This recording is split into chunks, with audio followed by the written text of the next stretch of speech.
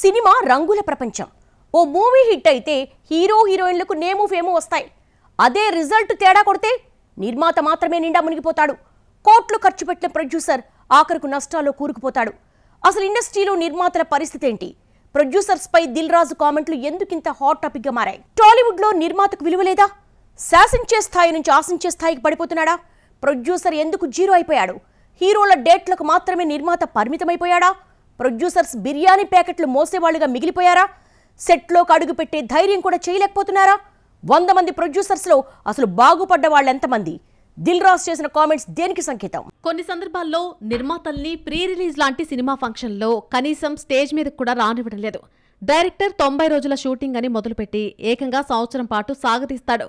Shooting మొదలయ్యాక hero tiffin ఖర్చులు, foreign టూర్లు, చివరికి ఫ్యామిలీ ఖర్చులు కూడా నిర్మాతలే భరించాల్సి వస్తుంది. ఇలా చేయడం వల్ల సినిమా బడ్జెట్ తడిసి మోపెడవుతోంది. ఇక ఇవన్నీ ఒక్కటైతే వడ్డీలు, ఫైనాన్షియల్ వేధింపులు మరీ దారుణమైపోతున్నాయి. అధిక వడ్డీలకు అప్పులు తెచ్చి మరీ సినిమాలు నిర్మిస్తున్నారు. ఇలాంటి సందర్భాల్లో సినిమా ఫలితం కొంచెం అటూ ఇటూ అయితే ఆ భారం మొత్తం నిర్మాతలే మోయాల్సొస్తుంది. బాక్సాఫీస్ వద్ద మూవీ బోల్తా కొడితే నిర్మాతను పట్టించుకునే దిక్కు కూడా ఉండదు. పెద్ద హీరోలైతే సినిమా నిర్మాణంలో తమ పుత్రులు, పుత్రికారత్నాలకు వాటాలు కావాలంటూ డిమాండ్ చేస్తున్నారు. ఇలాంటి సిచ్యువేషన్లో అసలు ఎందుకు సినిమాలు నిర్మిస్తున్నారో తెలియని పరిస్థితే. ఇండస్ట్రీలో 100 మంది నిర్మాతలుంటే అందులో బాగుపడ్డవారు 5-6 అనడంలో ఎలాంటి అతిశయోక్తి లేదు. పాత తరంలో నాగిరెడ్డి, చక్రపాణి, డి రామానాయుడు, కెఎస్ రామారావు లాంటి నిర్మాతలుండేవాళ్లు.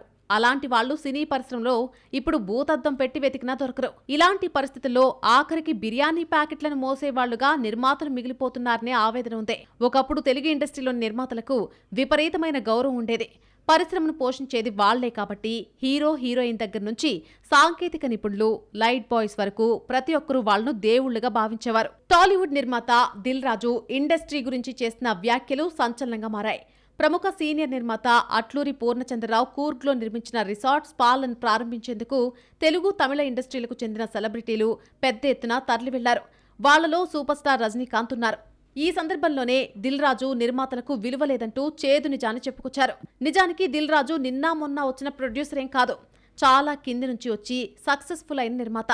అలాంటి వ్యక్తి కూడా ఇండస్ట్రీలో తమకు విలువ లేదు అనడం ఇప్పుడు బిగ్ డిబేటబుల్ పాయింట్గా మారింది. పరిశ్రమలో స్టార్లు, డైరెక్టర్లకు భయపడే రోజులొచ్చాయంటున్నారు. 100 కోట్లు పెడుతున్నా పుచ్చుకునే వాళ్లదే పైచే అంటున్నారు దిల్ రాజు. ఒకప్పుడు ఎన్టీఆర్, ఏఎన్ఆర్ లాంటి అగ్ర నటులు కొన్ని సందర్భాల్లో కింద కూర్చుంటే కొందరు ప్రొడ్యూసర్లు వాళ్ల ముందే కుర్చీల్లో దర్జాగా కూర్చునేవాళ్లు. అప్పట్లో నిర్మాతలకు అంతటి గౌరవం ఉండేది. కానీ ఇప్పుడు అలాంటి పరిస్థితి లేదు. సినిమా పరిశ్రమలో స్నేహం, ప్రేమ, అభిమానం, బంధుత్వం ఎక్కువ రోజులు నిలవు అని అందరూ అంటూ ఉంటారు. కొంతమంది పెదవి చివర ఇవి ఉంటే మరికొందరికి అసలు ఆ పట్టింపే ఉండదు అని చెబుతుంటారు. అందుకనేమో అప్పుడప్పుడు మన సినిమా జనాలు ఇండస్ట్రీ అసలు రంగు ఇది అంటూ తమ పాత స్నేహాలు, ప్రేమలు, అభిమానాలు, బంధుత్వాలు వదిలేసి మాట్లాడుతుంటారు. ఆ క్రమంలో బయటకొచ్చే మనసులో మాట చాలా హార్ష్గా ఉంటుంది. ఇచ్చేవాడి చేయి పైనుండడం, తీసుకునేవాడి చేయి కిందుండడం సహజమే. కానీ ఇండస్ట్రీలో మాత్రం ఇచ్చేవారి చేయి కంటే పుచ్చుకునేవారి చేయి పై చేయి అంటున్నారు దిల్ రాజు.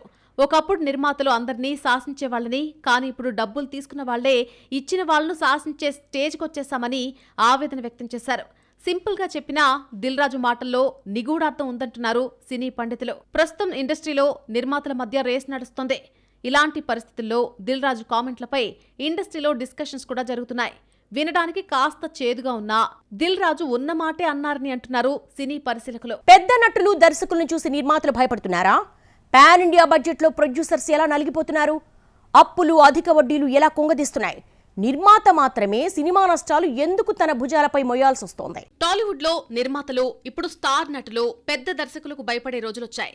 100 కోట్లు పెట్టుబడి పెడుతున్నా ఎంత అగ్ర నిర్మాత అయినా సరే నటులు, సాంకేతిక నిపుణుల మాటను జవదాట్లేని పరిస్థితి వచ్చింది.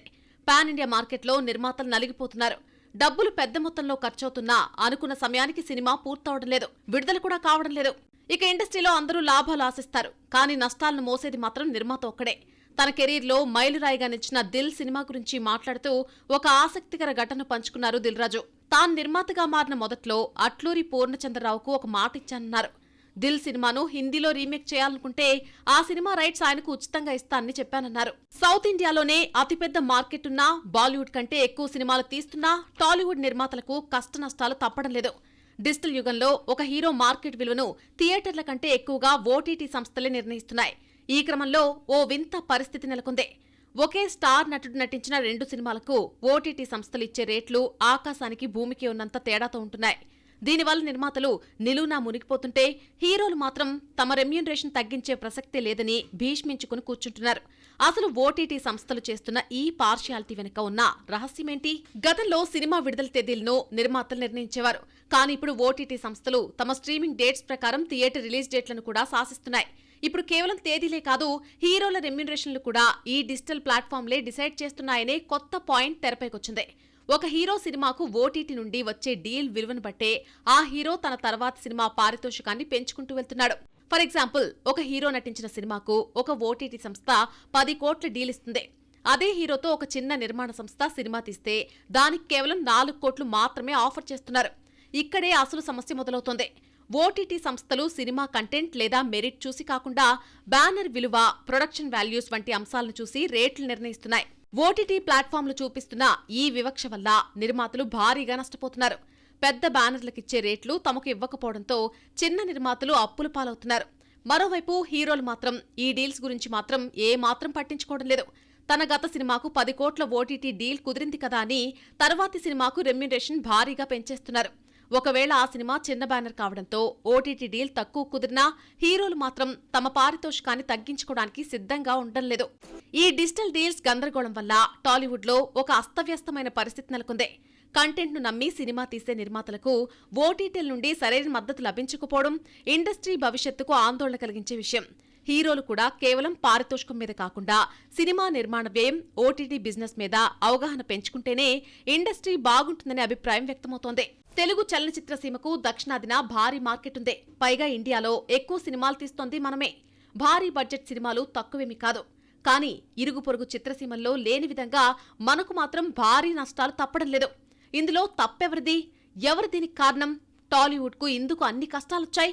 రీలు గిర్రున వెనక్కు తిప్పితే కలర్ఫుల్ పిక్చర్ కనిపిస్తుంది. Total story బయటకొస్తుంది.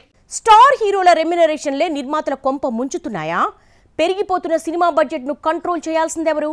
హీరో హీరోయిన్ల రెమ్యునరేషన్ ఆ రేంజ్లో పెరగడానికి రీజన్ ఏంటి? సినిమా రిలీజ్కు ముందే ఓటీటీ డీల్స్ పారితోషికాలను పెంచుతున్నాయా?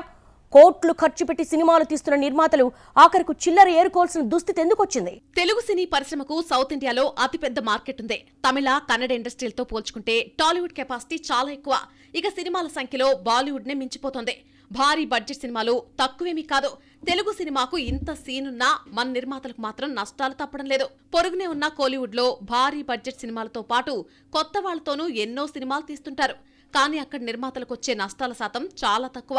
సినిమా నిర్మాణంలో ఖచ్చితమైన రూల్స్ పాటించడం వల్లే తమిళ నిర్మాతలు లాభాలు సాధించగలుగుతున్నారు. కానీ తెలుగు సినిమాల బడ్జెట్ కంట్రోల్లో ఉండడం లేదు. దీనికి ముఖ్య కారణం చుక్కల్ని తాకుతున్న హీరో హీరోయిన్ల రెమ్యూనరేషన్లు. నిర్మాతలు ఒకరితో ఒకరు పోటీ పడి రెమ్యూనరేషన్లు పెంచేయడం అసలుకే ఎసరు తెచ్చిపెడుతోంది. సినిమా బడ్జెట్ పెంచే మరో ముఖ్య కారణం అనుకున్న సమయానికి సినిమా కంప్లీట్ కాకపోవడం, అవసరం ఉన్నా లేకపోయినా భారీ వ్యయంతో సెట్లు వేయడం. ఇలాంటి వాటితో సినిమా పూర్తయ్యేసరికి ఖర్చు పెరిగిపోతోంది. అందుకే ఇప్పుడు నిర్మాతలు బడ్జెట్ కంట్రోల్పై సీరియస్గా దృష్టి పెట్టారు. నిజానికి తెలుగు సినిమాలపై లాభాలు తక్కువేనని industry talk. Cinema bumper hit అయితేనే నిర్మాతలకు చెప్పుకోదగిన స్థాయిలో లాభాలొస్తున్నాయి. మిగిలిన వాళ్ళకి మాత్రం సినిమా కష్టాలే మిగులుతున్నాయి. ఈ సమస్యల నుంచి బయటపడడానికి బడ్జెట్ విషయంలో కఠినంగా ఉండాలని చెబుతున్నారు సినీ విశ్లేషకులు. బిల్డప్ ఎక్కువ, బిజినెస్ తక్కువ అయితే మొదటికే మోసం వస్తుంది. ఖచ్చితంగా చాలా సినిమాలు బాక్సాఫీస్ దగ్గర ఢమాల్మంటాయి. నిర్మాతల కొంప ముంచేస్తాయి. సినిమా నిర్మాణం అంటే మాటలు కాదు, చాలా కష్టమైన పని, డబ్బులతో కూడుకున్న వ్యవహారం. కొబ్బరికాయ కొట్టిన దగ్గర నుంచి మొదలుపెట్టి గుమ్మడికాయ కొట్టే వరకు ప్రతిరోజు డబ్బులు పెట్టాల్సిందే. ప్రమోషన్ కూడా ఖర్చు పెట్టాలి. రిలీజ్ అయిన తర్వాత కూడా ఖర్చు పెట్టాల్సి ఉంటుంది. ఇదొక బిజినెస్. లాభమొచ్చినా నష్టమొచ్చినా నిర్మాతదే బాధ్యత. తీరా అంతా చేస్తే రిలీజ్ టైంకి కొన్ని సినిమాలకు ఫైనాన్స్ కష్టాలు వచ్చిపడుతుంటాయి. సినిమా నిర్మాణం అనేది నిత్యం డబ్బుతో కూడుకున్న ప్రక్రియ. థియేటర్లో సరైన ఆదరణ లేకపోవడం, ఓటీటీలో ఆశించిన ధరలు రాకపోవడం, అప్పుల భారం వంటి సమస్యలు నిర్మాతలను తీవ్రంగా వేధిస్తున్నాయి. నిజానికి థియేటర్లో ఏడాది మొత్తం తిప్పికొడితే సక్సెస్ రేటు 10% కూడా ఉండడం లేదు. నెలవారీగా చూసుకుంటే నెలకు ఒక్క సినిమా విజయం సాధిస్తోంది. కొన్ని నెలల్లో ఆ ఒక్క సినిమా కూడా కనిపించడం లేదు. అలా థియేటర్లో మెరిసిన సినిమాలు ఈజీగా ఓటీటీకి వెళ్లిపోతున్నాయి. ఫ్లాప్ అయిన సినిమాలు మచ్చుకు కూడా కనిపించడం లేదు. పెద్ద ఓటీటీ సంస్థలు కొన్ని ఉన్నప్పటికీ చిన్న సినిమాలు మరీ ముఖ్యంగా ఫ్లాప్ అయిన మూవీస్ ను ఇవి అస్సలు పట్టించుకోవడం లేదు. స్ట్రీమింగ్ రైట్స్ కింద చిన్న నిర్మాతలు కోట్లు డిమాండ్ చేయడం లేదు. కనీసం లక్షల్లో వచ్చినా అదే చాలని అనుకుంటున్నారు. అయినా పని జరగడం లేదు. చేసేదేం లేక అందిన కాడికి యూట్యూబ్ లో థర్డ్ పార్టీ జనాలకు సినిమాలను అమ్మేసుకుంటున్నారు. సినిమా నిర్మాణంలోకి దిగే ముందు మధ్యవర్తుల మాటలు నమ్మి ఓటీటీ రైట్స్ కింద 60 నుంచి 70 లక్షల రూపాయలు వస్తాయని అంచనా వేసుకుంటున్నారు నిర్మాతలు. కానీ చివరికి వచ్చేసరికి 6 నుంచి 7 లక్షలకే అమ్ముకోవాల్సిన దుస్థితే. ఒకవైపు థియేటర్లో ఆడక మరొక వైపు ఓటీటీలో అమ్ముడుపోక సినిమా నిర్మాతలు దారుణమైన పరిస్థితులు ఎదుర్కొంటున్నారు. మొత్తానికి ఇలాంటి పరిస్థితుల్లో ప్రముఖ నిర్మాత దిల్ రాజు చేసిన comments talk of the town గా మారాయి.